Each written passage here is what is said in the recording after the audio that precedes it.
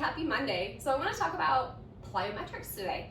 So the movement of a jump is really all about takeoff and landing. So when I talk about jumping, and the exercises I do mostly are things like broad jumps or side to side, but really just going to talk about forward jumps, box jumps, hop overs, bunny hops, any of those positions. Really the idea is you're going to load, take off, and land in the same load position. So no matter how far you're jumping, I'm going to start with like a bunny hop, okay? So of course you're going to need your legs because all jumping exercise is a power exercise. So I'm using explosive ability. So even bunny hops, I start with my knees slightly bent and I land in that exact same position. When I move on to things like higher vertical jumps, I'm going to need more load and I need a little bit softer land. So it looks the same, load, land. When I move forward, like a broad jump, load, land.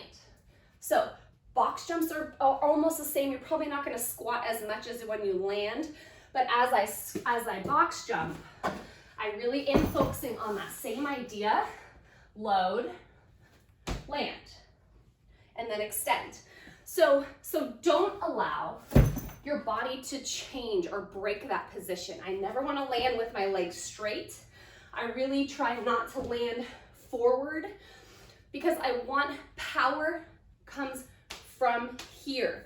Quads, yes, but the more you do plyometric exercise, the more you have to protect your knees because it's a lot more bouncing kind of positions.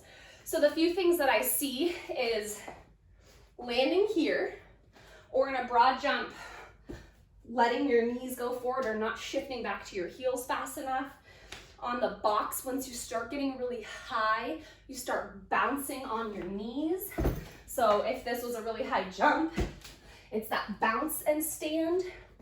Or even things like burpees, right? We're jumping forward and I'm avoiding that knee bounce. Just think of how often you do that over and over again. So the last thing kind of is like a jump rope position or those bunny hops is I'm gonna let my heels rest. So you always wanna think, right? When I take off, I'm using that posterior chain to give me power. So when I land, I wanna sink back in or absorb the shock. So when you absorb the shock, you should be back on those heels, stick your butt back, and then that also means you're ready to go for the next one. So if I want to do more than one in a row, I'm already set up. I'm set up to go versus I'm not ready to go again. So think load, land should look the same. And then make sure your feet are stable. You're sitting back on your heels as you land. I'm trying not to land into my toes. It's gonna be worse for your knees, your joints, and also won't set you up for a back-to-back position.